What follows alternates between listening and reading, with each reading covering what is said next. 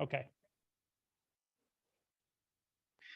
And there's a certain feeling with this community.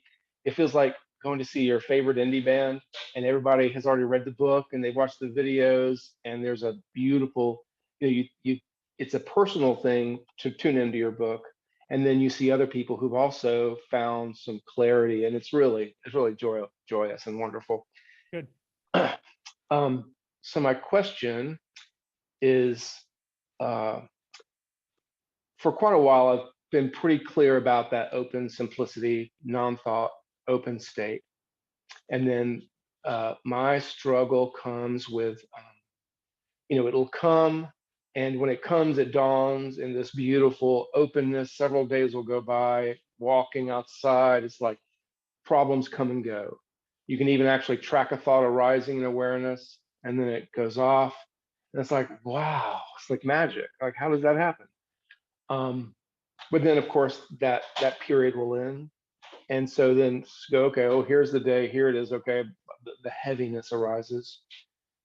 And so when going in with a finer look, it's as though the agent who is engaging with inquiry or just resting is right lined up with what you're looking for.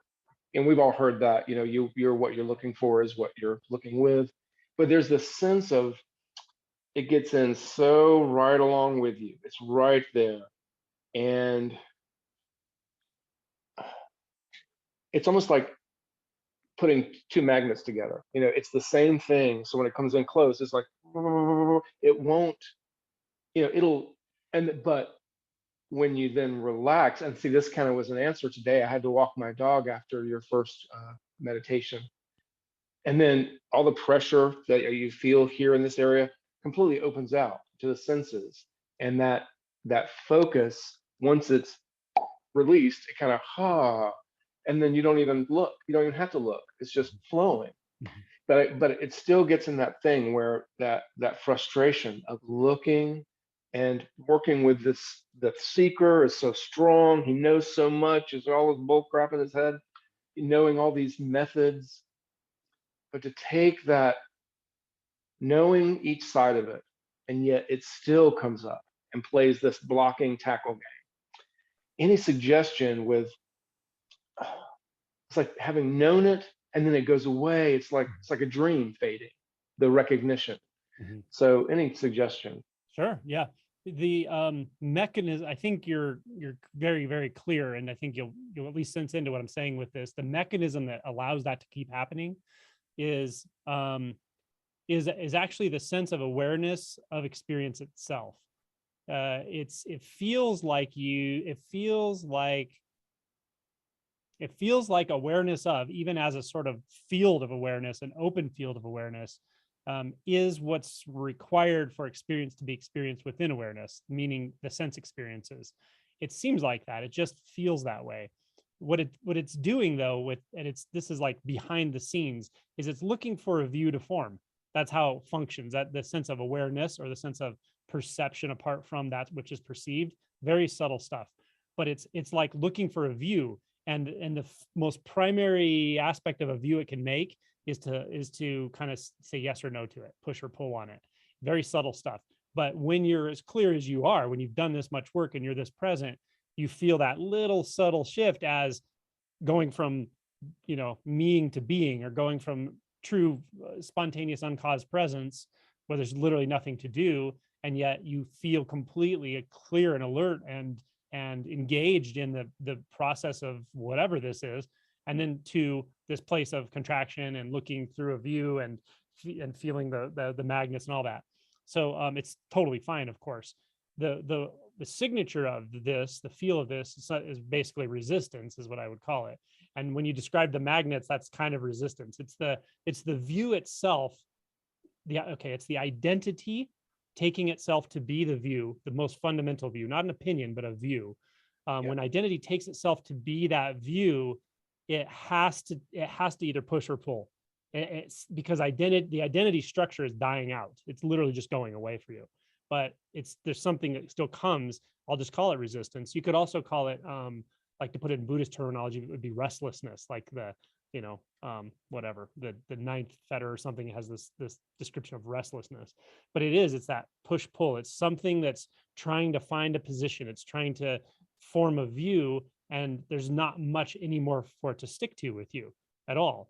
So so just knowing that that's what's happening, it's almost like a remnant of positioning and identifying and so forth. It's a remnant of that. It's the fundamental construct being laid bare.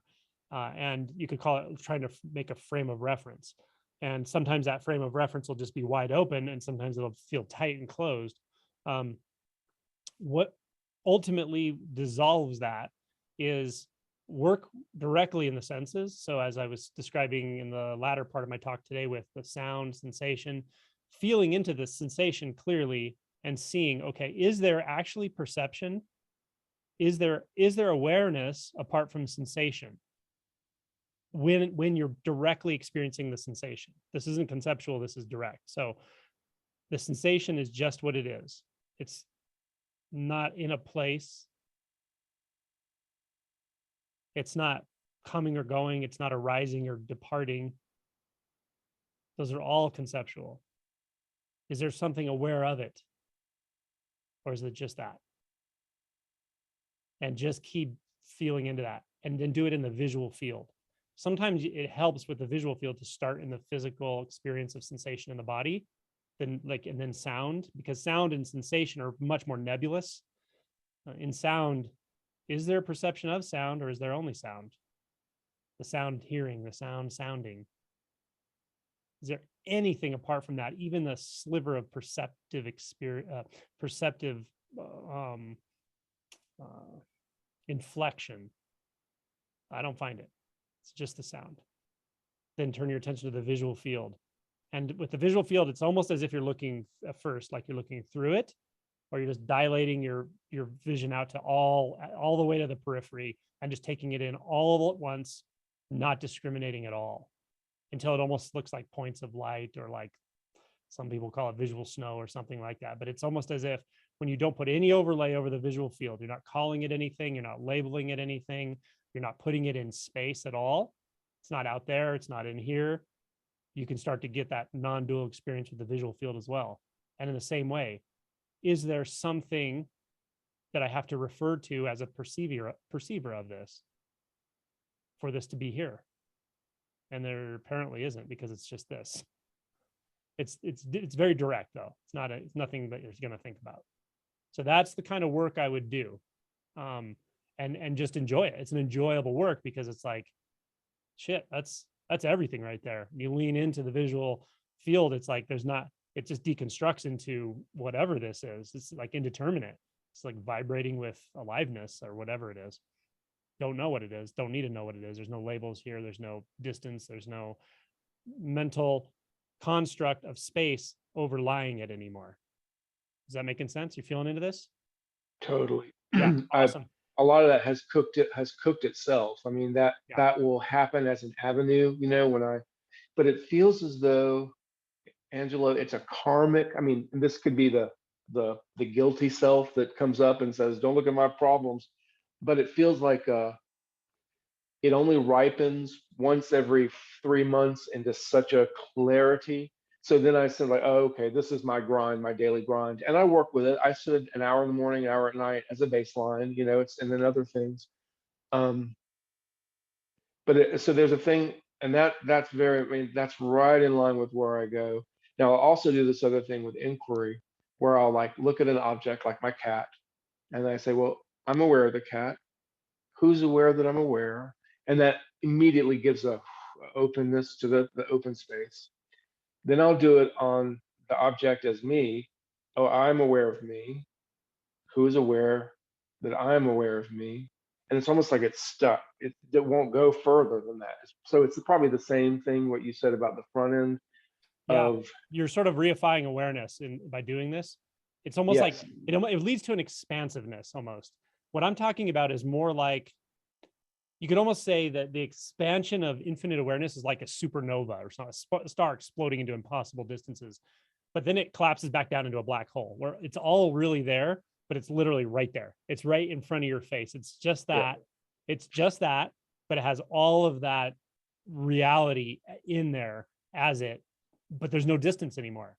It's a very strange shift to talk about, but it's also it's sort of a natural, it just follows a natural course where it's like, instead of having to ask, who am I aware of, the awareness of the cat and all that, it's just like, oh, cat, leaning in, seeing just that, and then remove cat, remove any construct, label, history. And it's like, oh, it's right there. And then this is nice because you don't have to do this while you're meditating. This is like while you're working, while you're all the time. You maybe be a little careful while you're driving, but some people do it while they're driving, but you'll start to feel it open and all over the place. It's like boom, boom, boom, boom. This is emptiness in form. The actual form So is just emptiness. just take the resistance as part of the game and just play with it and just try not to be too heavy about it. Totally, absolutely. And with resistance specifically, you can even like deconstruct it in a sense. If you're feeling resistance, it's like, okay, I'm feeling resistance, great. Well, kind of find it. And again, you don't want to label where you find it. You don't want to come to a conclusion about where it is or what it is. That's not it. You want to like go down and look. Okay, well, I feel some pressure somewhere here. So I go all the way down in. It's just this massive sensation. Is there any resistance that I can find here right now? Either yes or no, but if it's no, well, right there, you're home. It's just pure non-dual sensation. If there is still resistance, okay, well, where is it? Let me see if I can find it. Oh, I can feel like up in the jaw almost, or there's something maybe in thought, like a label saying, no, I don't want this, right? I don't, I think this shouldn't be here. Oh, well, but it is here. I think it shouldn't be here. Well, that's just a thought, and that's here. And that's basically just blurring into everythingness. It's just dissolving. And the sensation is here, just dissolving as well into itself, into the whole thing. It's like that. It's just kind of I'm talking through it, but you don't have to talk yourself through it. You just experientially, kind of go. And you're not trying to dissect out resistance. It's like a loving exploration of it. What the heck could it possibly be? You can be here. It's okay. And then Of let's course, do yeah. what It's fascinating. What is it? I want to find it. Let's just come in contact with it. So it's that kind of a thing, Okay, one last little part.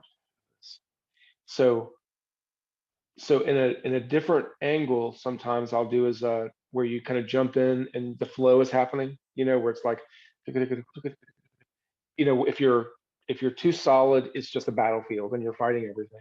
But if you get in that sweet place where you go in and it's almost like, that almost the insight meditation thing, everything that's happening. It's like Neo kind of, you see that moment where everything's just kind of, so when that's happening and it feels like you're cheating, is that just because it feels so relaxed and easy? I mean, because it's almost like when you've talked about dropping content, something I used to do, which was make all my thought a vibration in another language. So I'd hear, oh, I got to go to the store. So I'd go, oh, I got to work. And then just no touch. So that's not cheating. That's using a skillful way to kind of work with that tether you were mentioning. Okay. Yeah, I don't think anything's cheating. It's there is a part of us that just almost feels like identified with struggle. As I was talking about this morning, it's like, you mean I don't have to struggle at all? Really? Is it really that simple?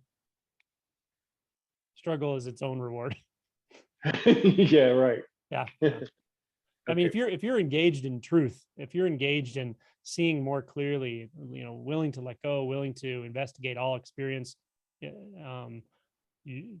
not doing anything wrong. I don't think at all. I think that's not cheating. Well, and there feels like one sense of earlier today when you did the dropping of each thing, drop the past, you drop the idea of a meditator. I've done that before, and there are times where it's like, yes, it's just everything just goes. But then I'm making a picture too of it. I'll see myself dropping the meditator, going down some long, spacious space. Yeah. And that's just another skillful method that when it works, let it be. When it doesn't, just relax and just take your hands off the wheel and stop pedaling so much. Yeah. And you can also use that for a bit maybe and notice the visual experience. Also know it's probably a parallel processing. It's happening at the same time that there is something deeper hearing it as well. And then at some point you might be able to drop that too. Drop the image of the dropping. Yes. Yeah, drop never the know. whole picture. Cool. Beautiful. Awesome, man. Thank you so much, brother. Yeah, great questions. All right. Okay, let's see.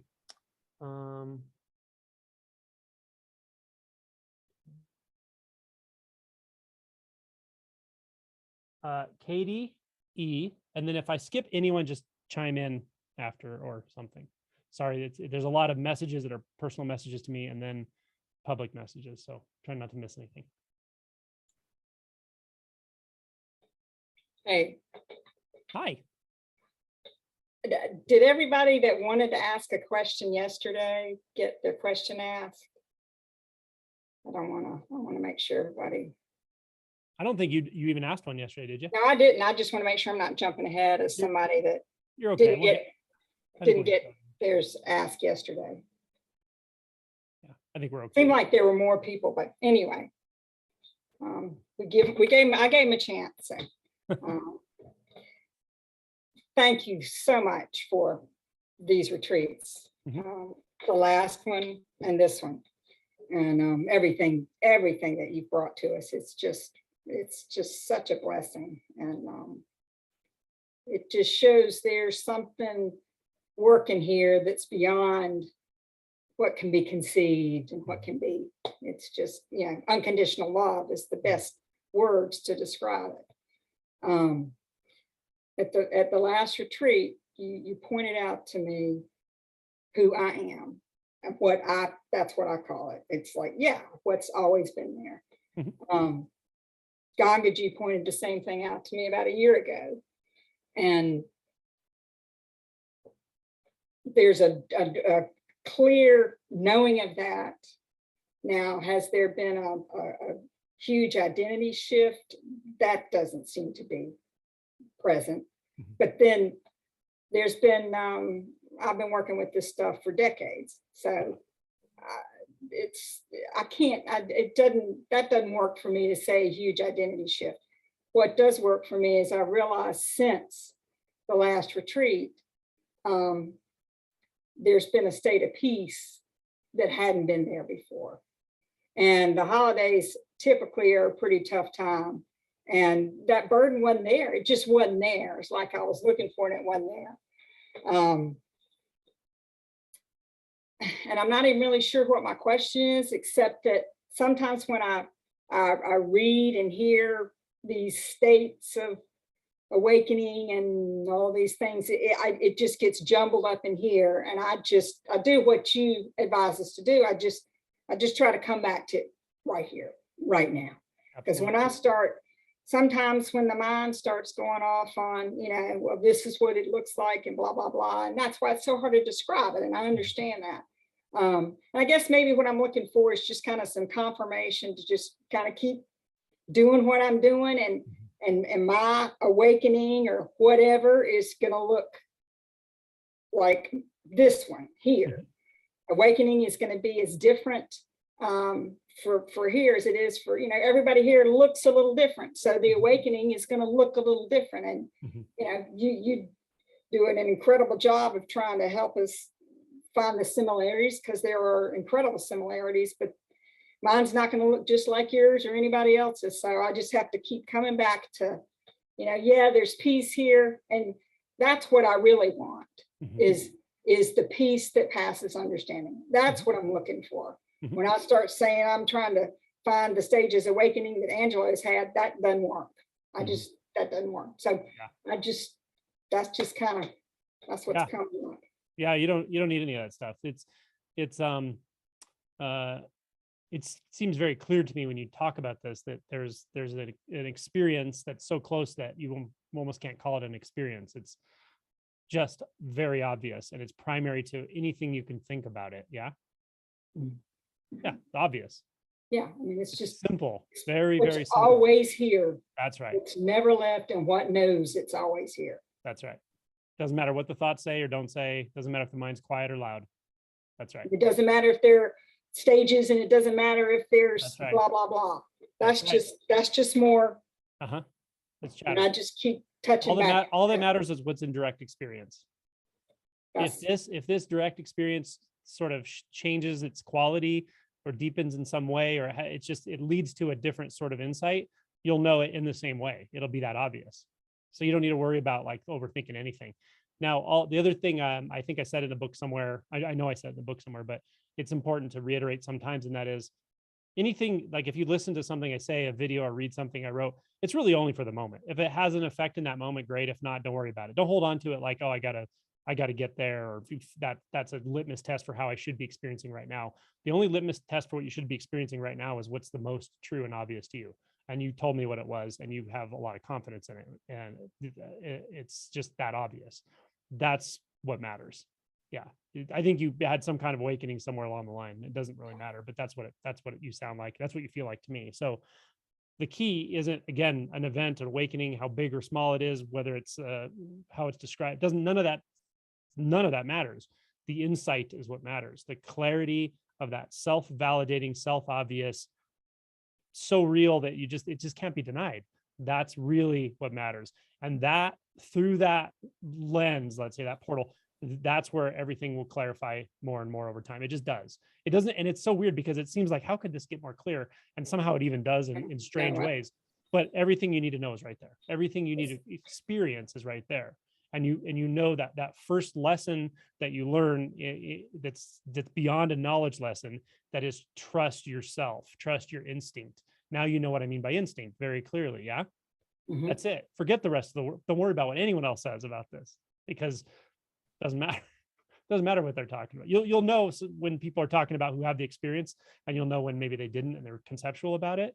But even that doesn't matter, because what you know instinctually is what matters. So for now, for sure, rest in that. That's your practice, is to notice it's always there, and just let it lead you deeper into itself. Really, that's really most of what there is to it. That's, Does that make sense?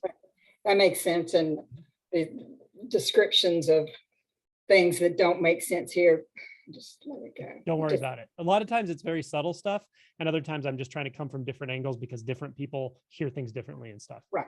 Ultimately, yeah, don't worry about any of that. And it feels like grace, doesn't it? Yes. Right? Yeah. It's, I mean, after, when you pointed it out and I noticed that there was this piece there, it was just like, I didn't do anything Mhm. different. I didn't meditate right. There's this being in here that is used to doing things the right way and getting an A. And, there's that voice that's like, well, you want to do it right. You want to do it right. And you can't do it right or wrong. And it's just, Yep. That voice isn't who you are. It's part of the experience, but it's not defining you, of course, right? That's a relief. mhm. Yeah, that's a relief. Yes. Oh, I love it.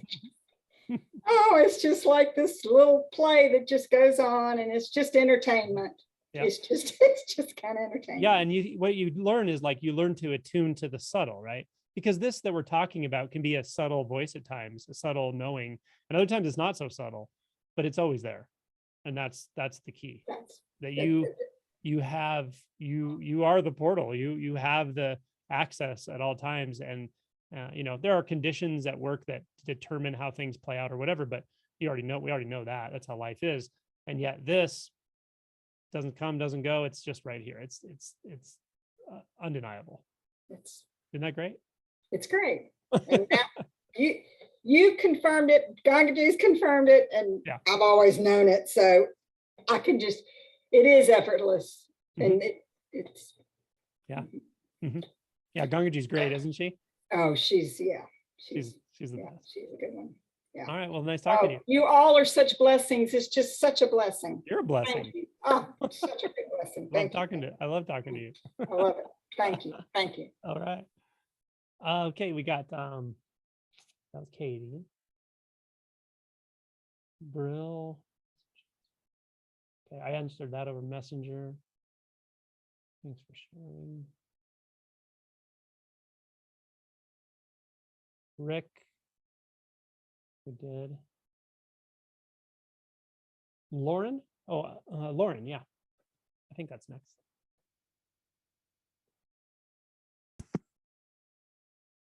Hi, Hello.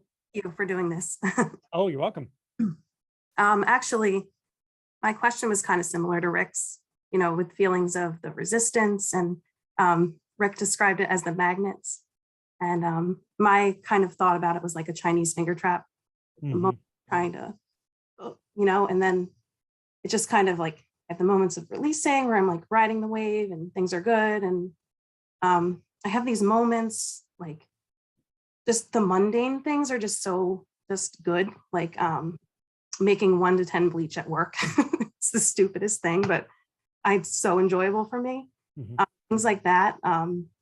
Today when I made lunch, I just watched the pot of water boil. Like who does that anymore? But like, so there's been a lot of things that have happened since reading your book, really.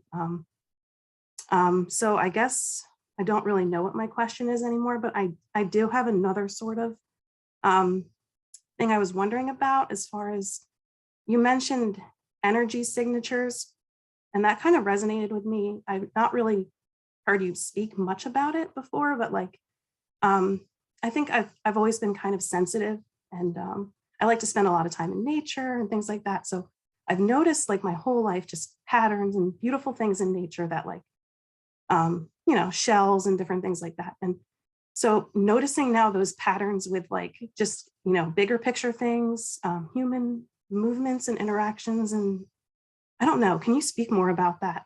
I don't really know what I'm experiencing. Well, you don't have to know about it. You just have to experience it, and you already do, which is really cool. You just explained it really well. So, first of all, I just want to point out that the resistance things that come up, I could answer these questions different ways depending on who I'm talking to and stuff, but the resistance patterns that come up and so forth, that's part of the deal. And there are ways to work skillfully with them, as I talked with Rick and so forth. But for you, and the way you said it was so nice, because the next thing you said was you notice the beauty and wonder of the quote unquote mundane. You're like, who stares at a pot? I stare at pots. I stare at walls. I stare at patterns all the time. Like it's truly engaging, and deeply wonderful when you when you finally know what that is, and that's the only, everything you could have ever possibly wanted is right there. And the closer you get, the more you realize like, oh, there's actually no distance. It's really that, as Adyashanti describes in his book, Emptiness Dancing, I think in his second chapter, he talked about when this shift happened for him. And he said, I noticed that that bird song was me, but I noticed it was outside and inside. I could feel it in my body. I could feel it out there. And then it happened. And then he's like, I got up and started looking around, and I looked at the toilet, the practical thing. And it was like, oh, it's there too. That's also inside and outside. And so when you start to feel that kind of intimacy with these quote unquote mundane things, then all of a sudden the whole spectrum of the usual social constructs of what's important and not important goes down the drain. Doesn't matter. What matters is what's real to you. And you have a very good sense of what's real. You have a very good sense of, as you mentioned, energetic signatures or movement. You said movement, which is really insightful. There's so much in movement. In fact, a lot of what I do when I'm talking to somebody in this kind of context, I listen to what they're saying, but more I feel into them mostly by the way they move, or at least largely by the way they move. And the way things move, it's like a key to the lock, almost like if the lock opens and I'm both on the inside and outside. And that's the movement and even the sounds, and it's the textures of things. So, so my advice to you really is, if you feel like working when there's resistance with resistance patterns and emotions and stuff, do that stuff. But more importantly, give yourself permission to fall in love with the normal, usual movements of life. They can come up anywhere, but so just be on alert. The enlightened moments happen all the time, right? It can be when you're mixing bleach. It can be when you're walking down a certain hallway. It can be when you're driving past a certain area, or just it can literally just be anything. You put your hand on a certain object and you feel something. Allow yourself to open to the depths that are there. That's the energetic signature of communion. And it's really, the more you open to it, the more you just find it. It comes to you. It will just come to you more and more and more. And that's probably more important. Well, I don't know if it's more or less important, but it's probably the bigger part of the awakening process is that kind of opening and surrender than the part where you have to work with the parts of you that's still holding on and the shadow work and stuff. You have to do that as well, I think. But when you're able, like you are, to really like give yourself at a heart level to the moment to moment experience of being alive, regardless of what other people think should be important or less important or more important, you can just feel it, then you're in a really good place. So I would say just remain alert to those opportunities and keep giving yourself to that, and give yourself permission to let that be infinitely important in that moment, because it is infinitely significant. Thank you. You feel into that? Yeah, I do. I wrote a poem on Thanksgiving, I think, because I just felt like the entire universe, everything in the coleslaw that I was making. So I'm gonna try to find it. I'll read it for poetry. That's And- getting Zen. That's I don't know, pretty. I guess- That's non-dual right there. I That is. guess I don't know why, but I needed validation. I have no teacher. I'm just kind of alone in this. Mhm. You know, I'm like outside right now. I'm on my sun porch away from my family. So like they don't get it. They're letting me do it, so thank you. And thank you everybody else also. Yeah, it's really good to hear from you. All right, we got Lauren and then Tracy. Wait, yeah, Tracy.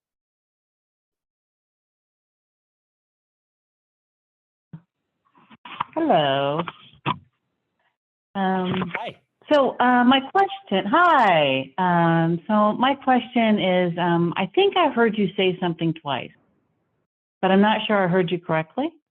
So I just want to ask a question. So in the yogic spiritual practices, some of them like to move energy while they meditate. And I think I heard you say, and I wasn't sure if it was in the context of like group consciousness, do not try to move energy, and I wasn't sure if you just meant when we're doing like a group meditation, or maybe I heard you incorrectly altogether. So yeah, I generally recommend, so I don't even bring it up necessarily unless someone asks usually, but often or on occasion someone will say, should I do something with this energy? If I feel energy centers, I feel this and that Kundalini stuff, which can be really even dramatic energy movements, and you'll know it if you feel it, or even involuntary body movements. A lot of this strange stuff can happen during meditation, especially sustained meditation. And then sometimes people will ask questions, should I try to do something with the energy, move it around, et cetera? Generally speaking, I would say, unless you're in you have a good teacher, or you're in a sort of modality that does that purposely, like Dzogchen or something, or Tai Chi or whatever, then do it if you have that training and you know what you're doing and so forth. But especially when you're really like open and really sensitive and you've been meditating a lot, you can actually kind of whack things out a lot actually by trying to do that if you have a certain makeup, and because you just have the ability to actually move things around, but you're not skillful at it, so it can kind of cause major energy imbalances even. And so generally speaking, I sort of say trust the moment to bring forth what needs to be engaged. Engage it from the standpoint of acceptance, from direct experience, investigation, but not trying to control or manipulate it, especially when we're talking about body energies. Again, unless you work with somebody who knows how to do it, how to teach you how to do it, and so forth. That's just my general advice. But again, I'm not trained in it and I don't really work with that directly. So that's about as far as I can go with it. I do know you don't need to do that to wake up. You don't need to learn how to manipulate energies in your body or anything like that to wake up. I'm sure of that. And then today, when I was meditating, and also yesterday morning, I really felt like I could feel the group, and it came in the form of I don't know if I should even talk about it, but I felt like I could feel it. I felt like I could feel the group, and it kind of came in sort of like something in the mind's eye. But do you think that I'm over conceptualizing, or is that just something that happens to everyone here? It happens, may not happen to everyone, but it definitely happens to some people. And the more you wake up, the more you tend to have the potential for that. So the way I say it sometimes is when you have access to, I'm not ignoring you, there's just dogs around me, I'm making sure they're okay. When you have access to unbound consciousness, you have access to a whole lot, like Jungian psychology talked about, or Carl Jung talked about, collective unconscious and all that sort of thing. You really come in contact with that, and you can be amazingly varied in your experiences, that you're very clearly aware of things that are not happening here, but they're definitely happening in other places and times, and who knows what. It can happen like in dream states, it can happen in waking states. I've been through these things myself. I'm not super prone to them, but I've had them on occasion for sure. And some of them can almost be like a little prophetic, and some very strange things can happen. So when the identity boundaries in consciousness start to fall, you will often experience states of consciousness, or sort of distant experiences of consciousness, or collective conscious experiences. I definitely experience it in retreats. I always experience it in the retreat. I feel the whole retreat as a sort of one consciousness in a sense. At one level, there's like multiple levels of experience, but that's one of them. Also, for you, I don't think you're over intellectualizing it, but I would also urge you not to make too much of anything about it, because there's nothing to do with it. It's just a happening. It's something that'll come. Sometimes it'll come and go, but I wouldn't try to like control it or like cultivate it necessarily, because it's just an experience. Really, it's the path of realization just goes deeper and deeper into instinct, and those are side effects of it. They're not the realization itself necessarily. So it's pretty wild though, isn't it? Yeah. It is pretty wild, and like I said, it's not like I could feel individual people. It was just a concept. There weren't any images of people or anything. It was just something I could feel, and I can't even put into language. But anyway, thank you. You're welcome. Good to see you. Okay, we're down to Vince. Hi. Yeah, I've got another question. Well, a couple. Try and be quick. Can the shift into the awake state be a gradual process, or does it have to be sort of like realized all at once? I know like you can have glimpses and all that, but could it be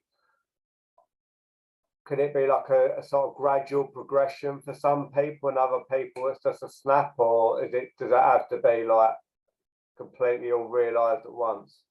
Well, it's definitely not all realized at once, but that first kind of critical shift in identity, that it tends to kind of happen at once, but it can also seem to be gradual. Sometimes it's actually noticed a little bit in retrospect, like someone I talked to a few questioners ago. There can be this thing where you're like, yeah, there definitely something shifted. It was subtle, but it did change. It significantly changed the way I'm experiencing moment to moment reality, and I can't deny that. And it's ongoing. So sometimes it's sort of like that. It's kind of like, it's so paradoxical to talk about this, because who you take yourself to be changes. So sometimes it's like you're not even online to notice the change until you start to almost perceive the bigger you or something like that. So for some people, it's a very dramatic shift all at once. For some people, it tends to kind of happen over like a day or so. And then sometimes it's more this like, something shifted in the last week or two. I'm not sure what it was. That also can happen. So again, this happens so many different ways for people, but the insight is what matters. Yeah, because I mean, I've got to admit, since like getting into sort of like I was introduced to sort of Eckhart Tolle, or however you pronounce it, and getting into this non-duality stuff, that I have had experiences happen, and it sort of feels like a lot of like the sort of general day-to-day stuff seems sort of very false, even though it's still like playing out. But I don't know, I have this tendency to sort of, I mean, I've been a seeker all my life, but I've been seeking to get my happiness through like buying stuff or other people or friendships, and that hasn't worked. It's never worked. It's always been unsatisfying. I've just never been quite clear as to why that hasn't, and that's why I think non-duality has really sort of spoken to something more deeper within me than whatever I could ever think of, if you know what I mean. Mhm. Yeah, because one other quick question. Like I've heard you say, and I've heard other non-duality teachers say, like about like a thing about, I've been listening to you a lot about like going right up to a fault and like what's a fault made of. Could you talk a bit about that? Because I'm assuming, and this is like me trying to work out mentally, that a fault, when I've tried to look for a fault or a sense of me, it's like a false illusion and it disintegrates as soon as I put my attention on it. But I wondered if you could talk a bit more about that, if that's all right. Well, yeah, what you just said is the answer, though. That really is it. You'll notice, I don't want to give away the end when I say this, when I point to it, but I don't want to give away the end and be like, you're not going to find it, but you don't find it. It's the mechanism of thinking it requires a certain kind of distance. It requires it's not real distance, but it's like in the way the thoughts are structured, it's like I'm the thinker and the thought is in front of me and I'm moving down this thought stream as the thought story changes, but I sort of forget that I'm thinking that, and that's actually required to keep that distance and that engagement going, the pushing and pulling on the story of the thought. So when you stop doing that and you go, well, let me just get closer and see what's there, all of a sudden it's just like not there. Like there's not, it's like mist, or you can't even find what it is, but you can keep looking. That's what's so fascinating. And the looking just becomes kind of like pure consciousness, because what else could it be? And that often drops someone into that pure sense of I, that pure sense of being, where there's nothing to do, nothing to think about. And yet there's almost, the looking kind of keeps going in a way, but you're not looking for anything specific. It's more just a natural curiosity of beingness itself. Does that make sense? Yeah. I mean, the thing is with faults, like, I mean, that'd been like a major problem, even to points in my life where I felt like suicidal, and being dead, like physically being dead, would like give me like mental peace more than the shit that my head continuously, relentlessly like tells me. I mean, that has got a lot better, thankfully. Yeah. But I mean, there's some that come in and I'm able to, I don't know if that's the right way to put it, to detach and look at it from like that. But then there's some that something will happen and something will trigger, and then like it'll completely take me over, and I'm completely invested and identified with that again, sort of thing. So it seems like there's almost different types of faults, but I know the fault is just a fault, really. Yeah, probably it's the conditions that are different, the triggering conditions. And it could have just the emotion tone of it, you know, your amygdala is involved or whatever, it's more compelling. But the point is, over time, that'll happen less and less. And you can practice that moving toward in sort of moments of meditation when there's no trigger, and you'll just sort of be a little more natural at it.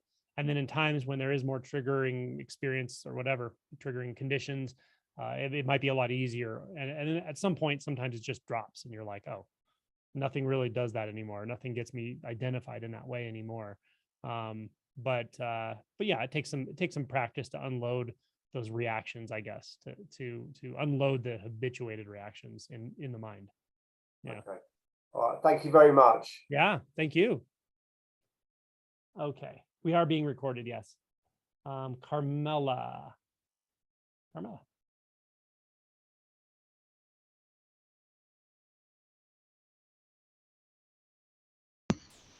Hi, can you hear me? I can. Oh, okay. Hi, Angela. How are you? I'm good. What do you got there? Oh, Maple. Hi, Maple. Is that a Frenchie? Yeah. Frenchie, yeah. Yeah, she's a little Frenchy. Okay, I have a few questions. I'll start with an easy one. Is your book available hard copy yet? It is. Okay, great. I'm gonna get the hard copy of it. I have the the Kindle version of it. So my first question is really about technique. So I'm super new to this. I mean, only a couple months.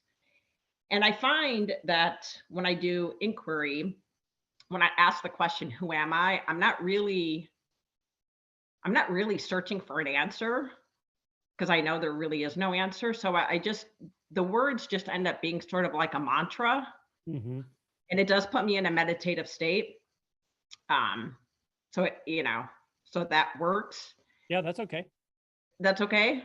Sure. My question is, I guess, is I used to do TM meditation years ago, like 5 years ago, Mhm. and that worked for a while and it was great. And then all of a sudden it just stopped working. Like it just, I would say the mantra and I wouldn't go anywhere, or, so this feels a lot like, it's very similar to when I first started TM, where I'm saying these words and I'm getting into a meditative state, and I've been doing it for a couple months and it's still great, but I don't know if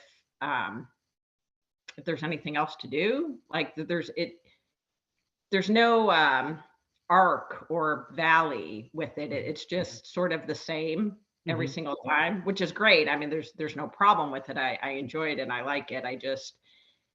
I'm just not quite sure if it's if there's really anything else to do. When you're in that state, when you're actually like meditating that way, is there doubt? Mhm. Like the doubt you're describing now, is there doubt during those times, or is it more afterwards? No, it's afterwards. Okay. When I So get you're, into a meditative state, it's almost like an uncontrolled sort of.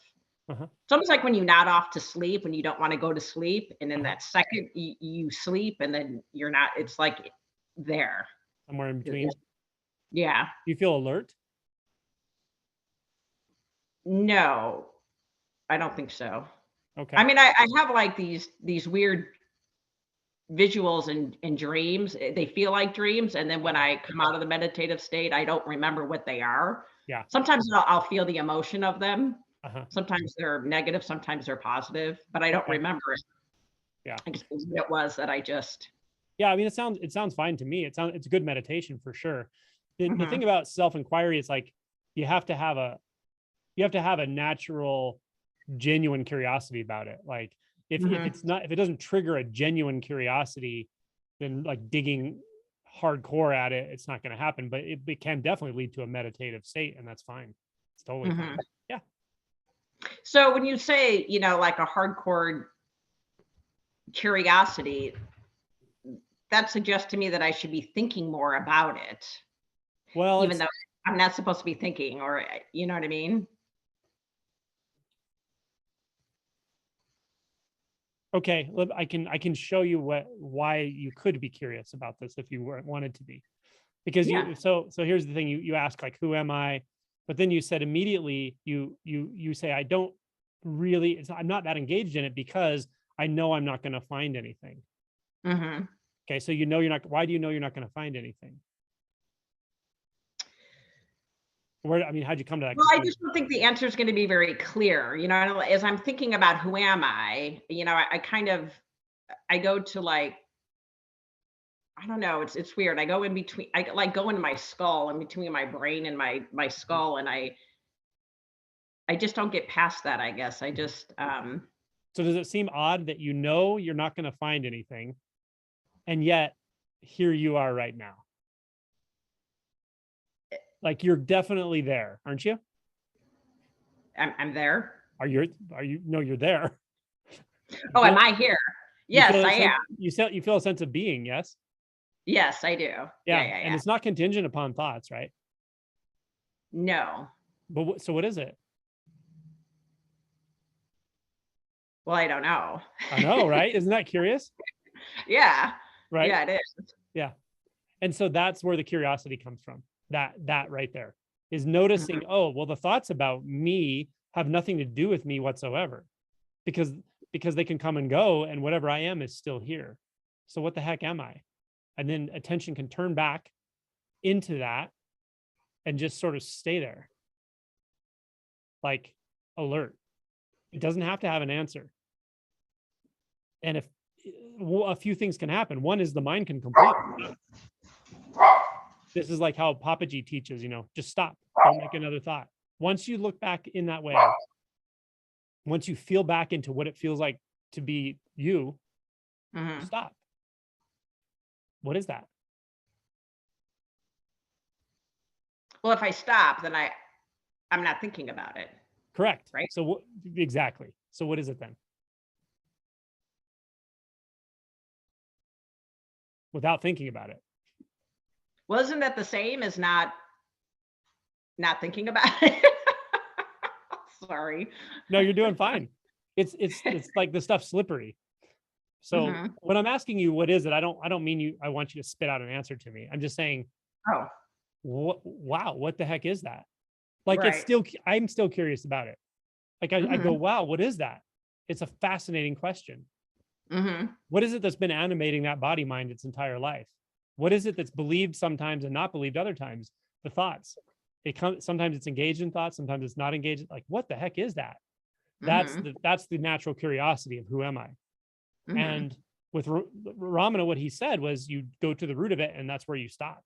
The only time you need to do something more or inquire more is if a thought comes. Like if the thought comes and says, well, it's me, then you say, okay, well, who am I? He's always pointing back to this place of true mystery. It's very, do you see how it's mysterious? Because when Yeah, I very. ask you, well, what the heck is it? And you're like, well, your mind binds up because it's like, well, I can't think about what it is. I know that already. And yet Mhm. there it is. So you can just kind of go right back there and go, well, what is it then? And like, you just kind of stay there.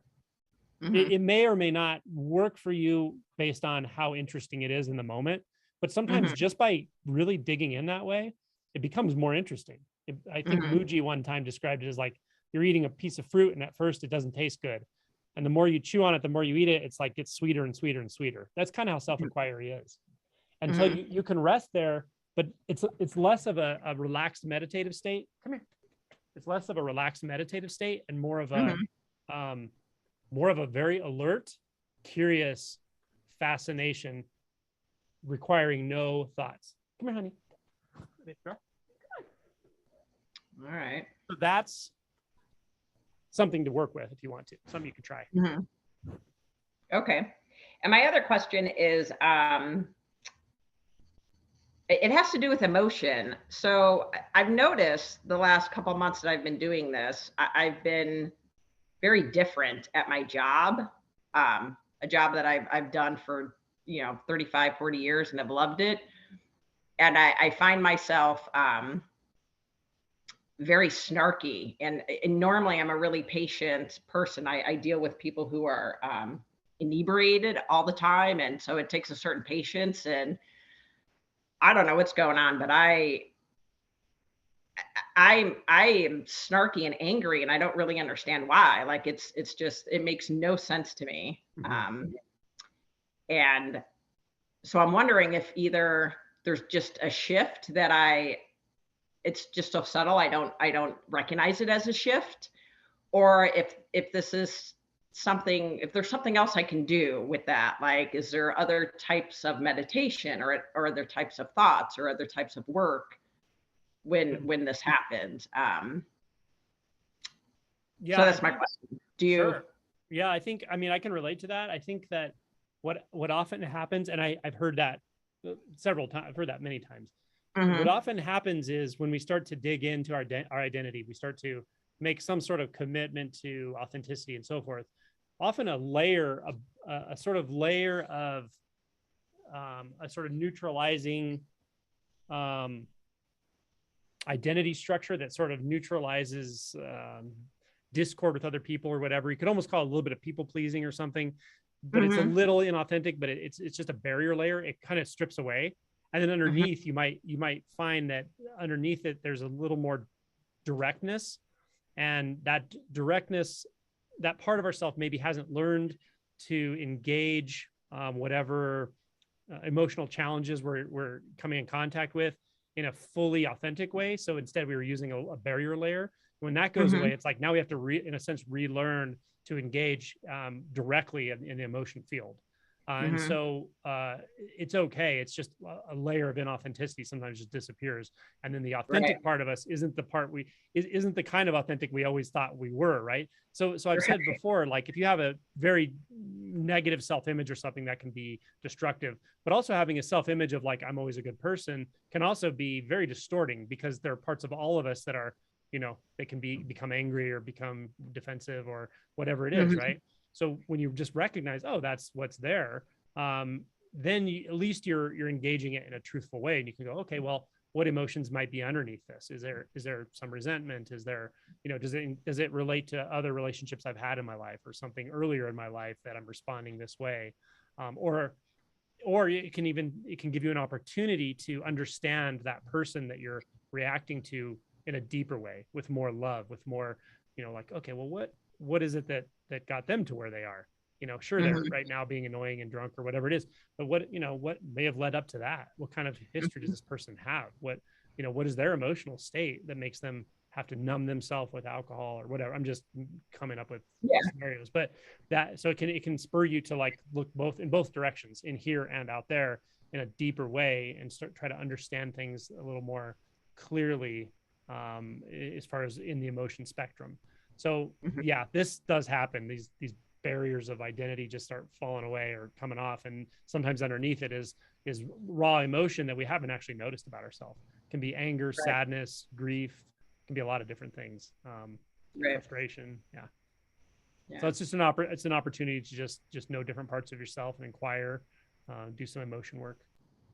Yeah. All right. Thank you so much. Yeah. Yeah. Nice to hear from you. Yeah, you too. Okay. And now we got Sam. Angelo. Yeah. Hey. Hello. Hey, man.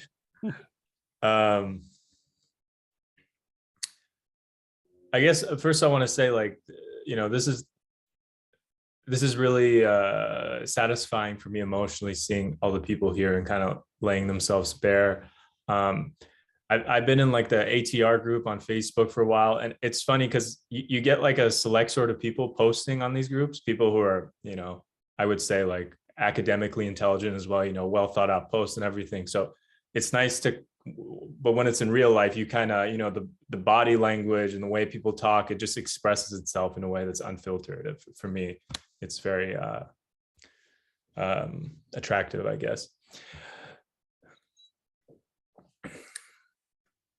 Basically, I guess, again, I don't have a question, but I guess one will come out. It's just, I've noticed more and more that that I don't really have control, and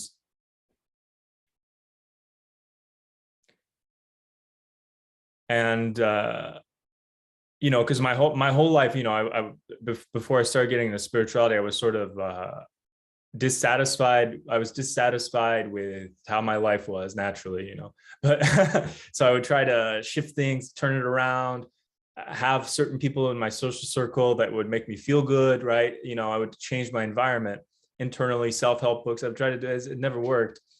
And once the seed of spirituality was planted in me, and I touched on this last time, 2 days ago when I talked, then when things would fall apart, I just sort of felt like it would be stupid to try to put it back together, because it's inevitable what's going to happen.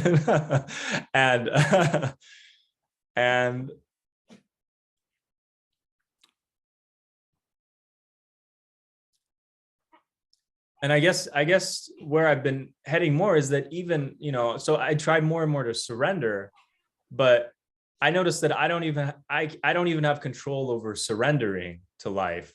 And even that is kind of me trying to control it by surrendering. So when I actually I find myself surrendering, it doesn't come from me surrendering. It just happens, usually because there's so much suffering that something pops or breaks or something, and then that happens. And so I don't know. I mean, I've been really lucky that there's been a pandemic, because before, I'm in my now I'm 25, but early 20s, you know, what are you going to do? What are you going to major in? What, all this, you know, answer all these questions. And now I haven't had to, I'm just doing my online school and everything. But, you know, it just, I just don't know anything. And I don't have any ideas about anything other than I don't like feeling bad, I guess. So I want to ask, what do I do? But even that is, I don't know. So I just wanted to express that. And I don't know. I can't really express it in any other circle. Sure. I feel 'cause, you. yeah, you know, like they'll say, find something you're passionate about, find something that's meaningful to you, this, that. I mean, Right. yeah. So anyway. Yeah, you know, you're at this really cool and bizarre place. It's kind of like that 6 Oxfording picture, how he jumps up on the ox, but he's like facing backwards playing his flute, and the ox is just going wherever the hell it wants to go. But he's like, well, shit, I might as well play the flute.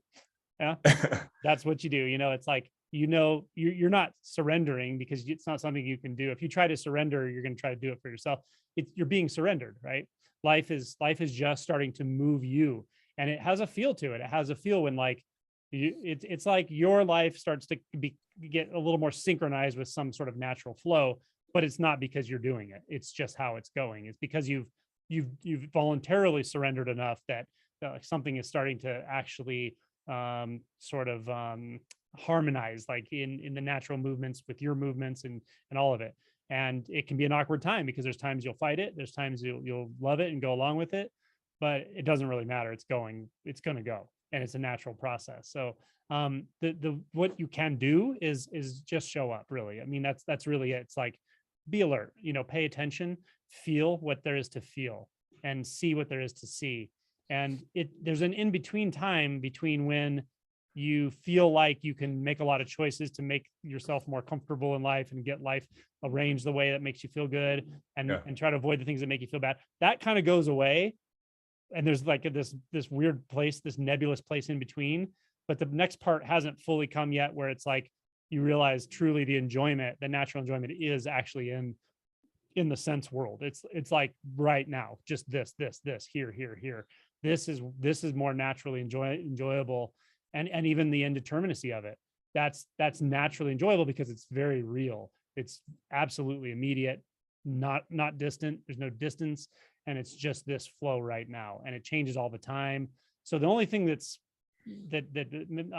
makes it not obviously deeply enjoyable is that we still have these little ideas of how we're going to make things go. A little bit, they're habits. They come here and there, and we resist the natural flow a little bit. But the senses will always call you in. They're innocent, you know, the sounds and the feel and the sensation, you know, I say it over and over, but that really is, it's like, oh man, you can just die into that sound again and again and again and again. And at some point, the whole thing just kind of harmonizes, really. And the discord feeling subsides. The discord of feeling like I'm still trying to surrender, but I can't really, or sometimes I'm pushing against life, even though I know that's completely pointless. You know, that little bit of discord will just get subtler and subtler until it's not really there. And then you just have a deep enjoyment and profound engagement in living truth as it unfolds right here, as the flow of experience. So when the resistance, you know, exists in the body, mind, or karma or whatever. And when I go to therapy, for example, I go to therapy every once in a while, or when I go to a retreat like this, or when I take some mushrooms or whatever, is that like the big I? Like, is it trying to like get me towards awakening? Like, is it, that's what I wonder about sometimes. Is it like, am I making these decisions, or is it just life's kind of like pushing me, trying to disassemble me? The thought. Well, even that's probably saying too much, that it's trying to disassemble you. Yeah. But one way of saying it is, it doesn't matter. You don't have to even take a side on that. It doesn't matter. However, there's at the same time, there is an answer, and that is, it is literally like unfiltered reality in front of your face at all times. So whether that, sometimes I've said, you know, presence we know what presence is when we feel it, right? It's so obvious. But there's that wondrous, blissful, unguarded, open, uncaused presence. But there's also the presence that we call contraction. That's also presence. Presence doesn't just disappear when there's contraction.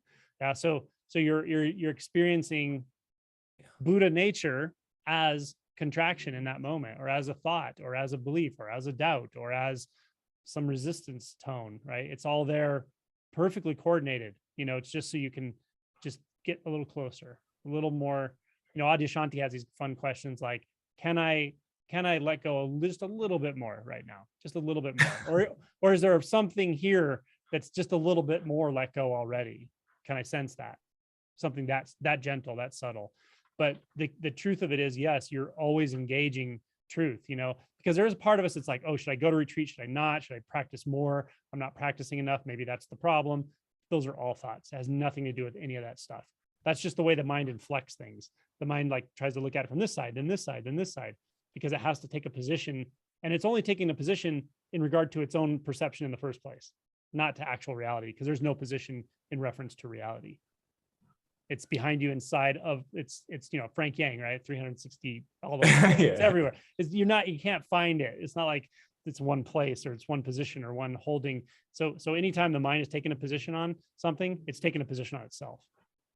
Even taking a position on, oh, the universe is guiding, even that's the mind trying to find solid ground, trying to stand on something, right? Oh, absolutely. Absolutely. Yeah. Okay. Yeah. That makes sense. Yeah. Not that it matters, but it makes right. sense. I love it, man. That's a good. Thank you. You're in a good place. Yeah. Thank you. Okay. Carlos Castaneda's Walking with Diffuse Vision. Okay. What keeps coming up? Okay. Oh, I have.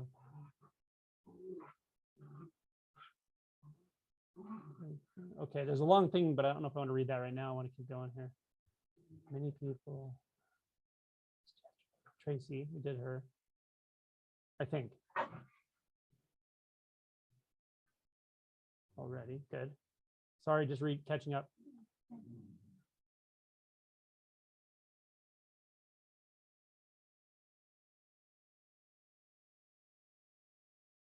Okay, I guess Mark is asking a question.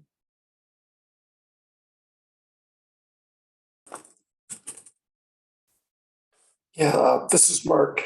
Okay. So retreat is going really well. I can tell this is going to be a big help for my practice. And it's not over yet. But I've got this terror about a particular idea I have that I don't know if I'll explore it during this retreat or not, because it seems like something that can just stay on the shelf. I know it'll be there when I get back out. But I was born into a fundamentalist Christian family and had those kind of ideas. And then at an early age, I started believing in Buddhism instead, kind of like that, replacing one belief structure for another kind of thing.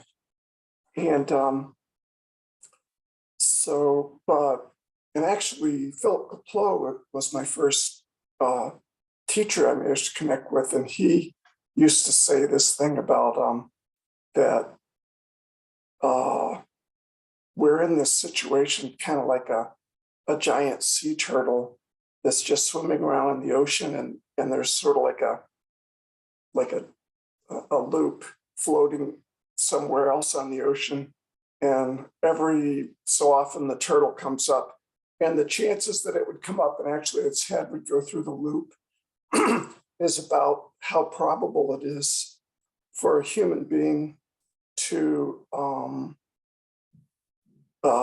be born and somehow encounter the Dharma or these kind of teachings, and to actually have an affinity for it and to actually start practicing it. That's really unusual. And so, he said, don't blow it. But the thing that really scares me about that is that if I think about if I get cancer or if something happens to my family or society kind of starts to fall apart for all the whatever millions of reasons it could do that. I hope that the work I'm doing right now will help me face that as best I can, for myself and for others. The inevitable end that I can look forward to, and the difficulties. But the thing that really scares me is, what if rebirth is true and you die and you get reborn and you don't encounter these teachings again or these practices, and you just get in, and if it's true the way Tibetan Buddhists believe, and that it's possible just to get into a kind of like infinite spiral, almost, not really infinite, but of just ignorant dark path rebirths, or get reborn as an animal or something. And maybe you get reborn and you're still kind of a nice guy or something, but you accidentally take you make a mistake, and you kill somebody or something, or you get drafted and you kill a bunch of people, or, so I read that or I think I heard you in an interview say that you remembered other lives of working on spiritual practice besides this one. And in Theravada Buddhism, they have this idea that if you make a certain degree of first awakening or something like that, that you kind of like in the stream, and you won't be reborn as an animal, or you will come in touch with the Dharma again, that kind of thing. That's a little bit literalistic, but I don't know, it might be true. And I'm just wondering if you have anything to say about that. Sure. Yeah. Well, first of all, I think that demonstrates your true commitment to the Dharma, your true commitment to realization, your love for it, that you have these concerns, really. It also spurs you on to get the job done in this lifetime, doesn't it? That would be nice. Right? Yeah. And also, I will say that, the suttas, were written 2,000 years ago or whatever, several hundred years after the life of Buddha, probably. But that Buddhism came out of a culture, the Hindu culture, of a lot of belief about reincarnation, multiple, past lives and so forth. Is very, very ingrained in that culture and belief system. So I don't personally take it too literally necessarily. I have had those experiences, but the concern of like negotiating with realization in the mind of like, how hard should I work at it? Should I do this? At some point it goes away, because it's like the realization itself starts just carrying itself. It gets that kind of momentum almost to where, well, it doesn't matter. I don't have a choice anyway. I have no choice on how this is going to play out. And it's like, I've given my heart, mind, and soul to it, in a sense, so to speak. So be it. That's what, if I have to come back 5, 10, 20, 50 lifetimes from now, that's fine. So be it. I'm not in this for me, at all. Once this realization is driven deep enough, there's only one. You could sit there and meditate in total bliss for the rest of your life, but you're not going to do that. But you have to come back to sit in the ashes. That's the whole point. So the view is so different from this place, that it doesn't concern me. It doesn't concern me how many lifetimes I need to come back. If I'm called to come back in hell because that's where the most help is needed, that's where I'm coming. That's it. It's fine. That's how it goes. So that's my sense of it, but that's from my perspective. From your perspective, I would say, hey, just acknowledge to yourself how much you care about truth, that you care about the Dharma, that this concerns you, right? Because it is the kind of thing that not everyone actually thinks about, not in the detail that you've thought about it, but it really tells me it shows me your commitment level, which is awesome. And when you acknowledge that and see what really is operating there underneath that fear, it's more like love. It's more like commitment to truth. That's what's really operating there. The mind's version of that is fear. Oh, what if it doesn't happen? What if it doesn't go this way or that way?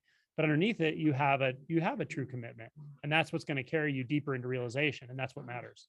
Nothing else matters from that perspective. Is that helpful? Thanks. Yeah. I just wanted to see if there was something I could do with that, since it kind of came up in my head, Yeah. Feel that it comes from your own heart. For sure. Mm. Definitely does. Yeah. Okay, thank you. You're welcome. Okay, we are at time, but I want to see, is there anyone I missed who has not gotten to ask a question in this retreat? I don't want to miss anyone if they've just not even had a chance to ask a question, but I have dogs that need to go. I had a question from yesterday. Okay. But I expanded, excuse me, I expanded it into 3. And I think you can address them all together. So let me Sure. go. Given that there is no self, who is it that's suffering? Who is letting go? Who's on the Eightfold Noble Path? Second question was, I am attracted to the concept of reality espoused by Rupert Spira and Bernardo Kastrup, and I would appreciate you pointing me away from concepts, that one specifically, because I resonate with it strongly. And the third one is, how do you deal in the midst of this with significant physical pain? I have that tiger by the tail, and it is an impediment to everything. Mhm. So Okay, sure. So because we're late on time, I'll answer reasonably briefly, but I will answer all of those. I'll touch into them all. As far as if there's no self, so who's inquiring, who's practicing, who's curious, all of that stuff. There's no answer to that question, because it's almost asked in a conceptual way. When this realization of no self comes, it's even more obvious, far more obvious than the sense of I am. And as you hear, I talk about that frequently as being self-obvious, self-validating, more obvious than any thought. The realization of no self is very paradoxical and very, actually quite strange. People will actually even say, this is really bizarre. And yet it's undeniable when that clarifies for them. And it's a pretty deep state, to be honest, it's a deep stage of realization. It's not super common, but it does happen. From that place, there's no way to logically even talk about what that means. It's not like the thoughts of self can't come. It's not like the appearance of a physical body in the conventional sense isn't there. So all of the things that we could even identify as a self are there, could be there, but it's something like the glue that holds everything together, everything, all of it, the universe, life, death, perception, body, mind, all of it. It's just gone. And that changes everything. You can't know how much effect the self has until it's gone. And it's never been there. But until the illusion of it subsides, it's literally impossible to realize how heavy the weight of it was. So it's a very hard thing to talk about no self. And often I caution people don't believe in no self. It's not going to help you. Instead, go through the insights, and it will clarify naturally at some point.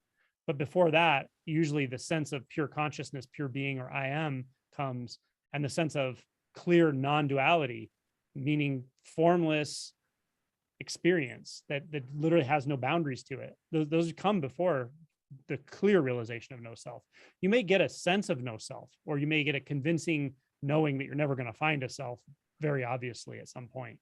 But to fully see the self structure at its most fundamental drop completely away, it takes a while, and it takes some other insights. So from there, who's doing anything? No one's doing anything.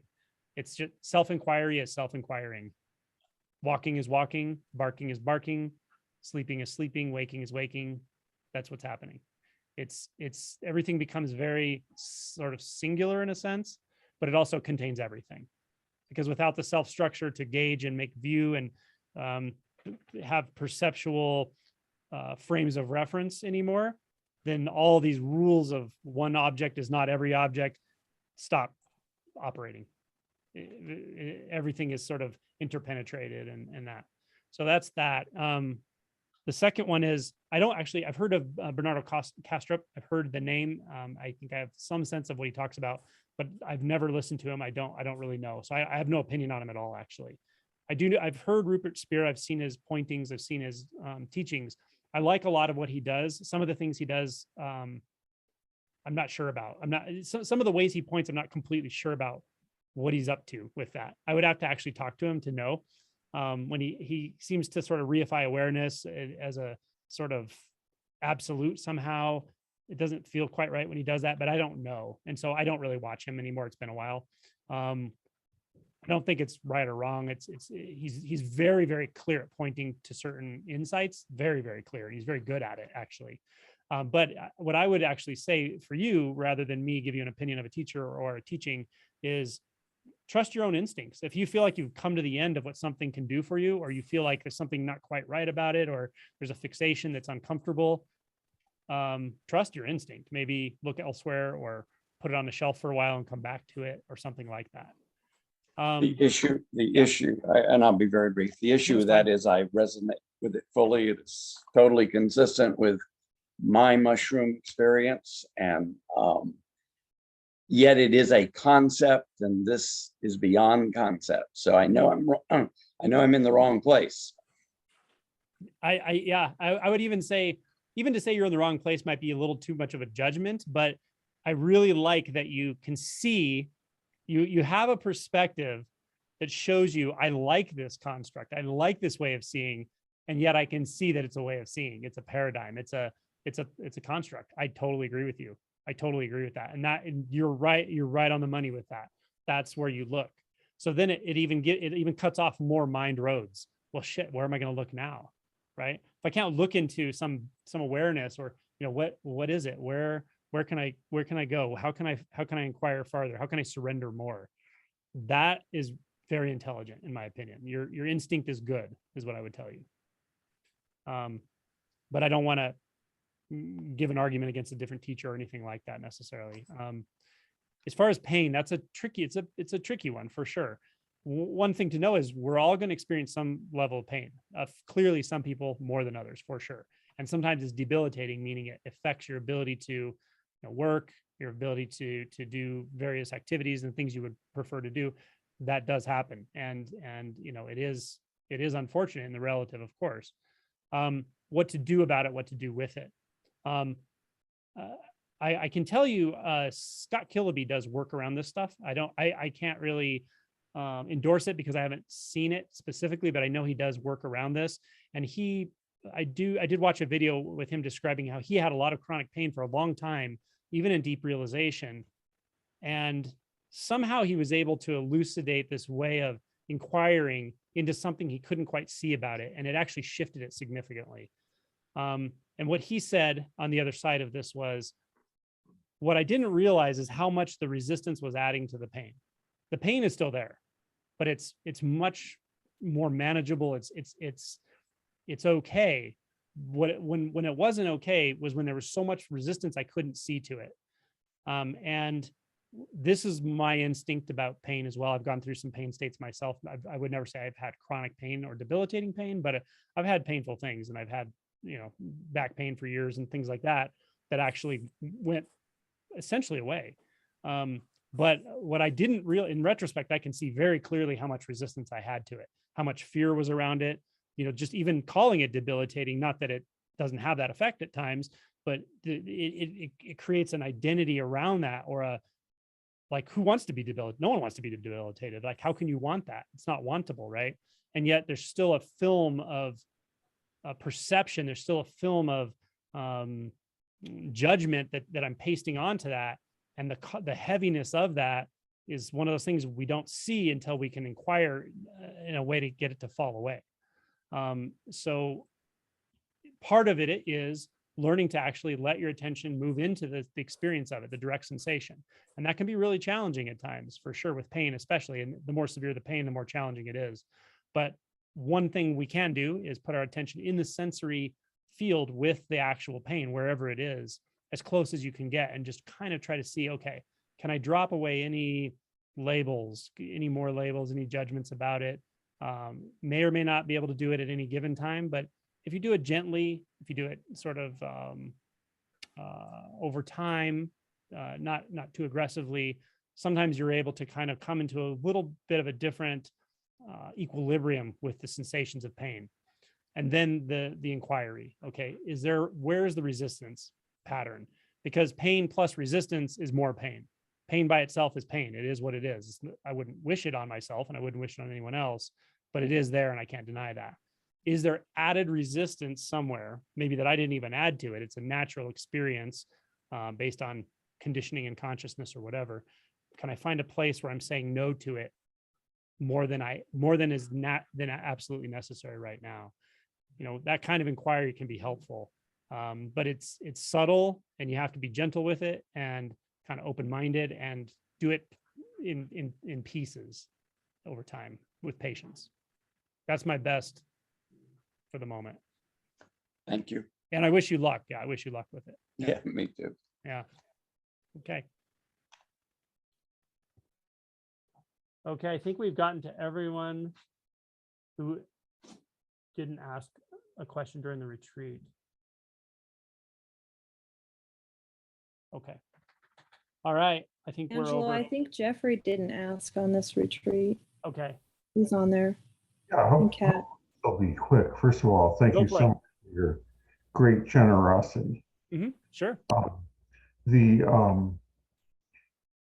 I've been inquiring into body sensations in a new way, and with ethic guided meditation, I found out, I had a glimpse of it before, but I found out that I didn't have to have a body image. The sensation could just be in no specific place. And it occurred to me, this is what you call I am, but when the thought arose, is this I am, I rejected it. I said, no, there's no I here. I don't want to identify with that. There's no clinging to what it is. It's just what it is. And so I was wondering what you thought about that. Yeah, no, your insight is very good. In fact, so again, we're talking about very subtle things. So I'll try to get this across. But when you recognize that in those sensations, how they have no boundaries, they have no body wall, they're not contained, it does very much have that quality of I am. But the I am, the pure consciousness, is actually a reflection of that. So you're actually coming to the primary source of where we even get the perception of I am in the first place. But it's not quite I am. It's almost more primary than that. But that way of engaging the senses is right on the money. Don't need to think about it. Don't need to analyze. You can drop away layers of like identity of body wall, visual images of the body itself. Like, whoa, it's crazy. It's inward, outward. It's like so intimate. That's perfect practice. That's wonderful practice. Do it with the sounds, and then at some point, even with the visual field. It's like an ocean of color. Yeah. Great. Awesome, man. Glad I didn't miss you. Okay. Did I miss anybody else? Okay, cool. You have Kat, sweetie. Okay, sorry. There we go. Kat.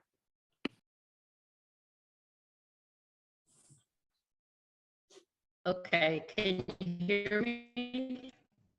Yes. You can hear me? Yeah, I can. Okay. I'll try to make this quick. I woke up this morning. When I go to sleep at night, I have this little ritual thing where I feel the covers and I'm like sensation, and I kind of do this sensation thing. And then when I wake up in the morning, I do the same thing. But when I woke up this morning, in doing this sensation thing, I started saying, well, who am I? Who am I? And I started getting these crazy, I don't even know how to, it was kind of scary, a scary feeling, you know? And I don't know much about agency or agent, and I've tried to research that and I really don't know what that's about. And so I said, so is the ego agent? And man, this big no slammed at me. And I was like, who said no? I mean, it scared me. It was so real. And then I'm like, okay, so I need to, who said no? But I couldn't get there. I just couldn't get there. And then I got up and then finished the day. I mean, you know, with you, but Yeah. I don't know, that was so weird. Yeah. Have you heard me talk about that fear barrier you get when you start doing self-inquiry? Yeah, and I was ready to go through it. Even Love it. as I was going through this, I was like, I don't care if this kills me. I'm going through this. But when that no hit me so loud, I didn't know what to do with that. That's wild. And I didn't know who that was. Yeah. Yeah. So that's what you call makyo. Makyo is a Zen term for like illusions, that you can hear weird things, you can see weird things, but when you're really pushing up against identity in that way, or you're digging into identity structures, you can feel you can almost hallucinate some really weird stuff. Now, it's not going to turn into like psychosis or anything, but just Right. know, like, you don't have to know what it is or who it is or where it came from. It doesn't matter. You can just say, okay, no. All right. Well, there was a very loud thought or voice there, but who am I? You know, or you can even believe that answer. Well, okay, then the agent is not the ego. So what? Who am I? Keep going. And if the mind gets this is important. You can go through that fear barrier quickly like that, and it may not even come back. And then the mind will get quiet if you know you're not going to grab a thought answer. If you just go, well, who am I? Stay right there. It's a neutrality. It's a place of neutrality, not touching thoughts. Do you feel that? Yeah. So, but is the ego that Is the what? in my question? Oh, what was the The question? ego and agent, is that the same thing? The ego. Well, the ego is like a pedagogical tool. It's a way of speaking. It's a way of talking. And so it's not like you're going to find it, but it's sort of a collection of impressions and impulses. I would say that agency is a sort of an aspect of the sense of ego or the sense of self, a very, very specific aspect. And it's a pretty deeply rooted one. But agency is an interesting thing. If you read about it, some sociologists actually posit that the sense of agency is not nearly as personal or even individual as it feels like. It may actually be a collective agreement that helps groups of people function as groups and have common goals and things like that. But this is all theoretical, philosophical stuff. But the sense of agency, the sense that there's someone in here making all that stuff happen, I wouldn't say that's equivalent to what I call the ego, but it's definitely an aspect of it for sure. It's the sense that I'm in control. I'm doing this. I'm making all this stuff happen. But if you look back beyond thoughts, it's not really there. Okay. Outside of a no, I outside of a should have thought, just. yeah. Yeah. You're in good territory. No, I should have just stayed with it. Huh? Whew, it was scary. Yeah. Okay. I mean, thank you. it can be really jarring, some of this I stuff. appreciate it. Yeah. But I think you're in good territory. I would keep digging in, however feels natural for you. Okay. Thank you. Awesome. Yeah. Last but not least. Yeah, that was great. Thank you, everybody. I got to get the puppies out for some bathroom and food and stuff. But we'll see everybody for poetry here in a little while.